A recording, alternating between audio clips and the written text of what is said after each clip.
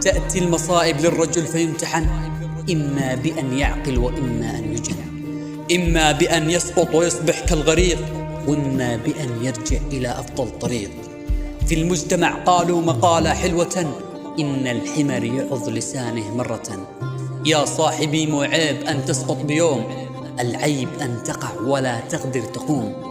حنا بشر والكل يوقع بالخطأ، بس الخطأ أن نستمر على الخطأ. لطالما عينك بكت عن الذنوب، سينجلي عنك الأسى مع الكروب.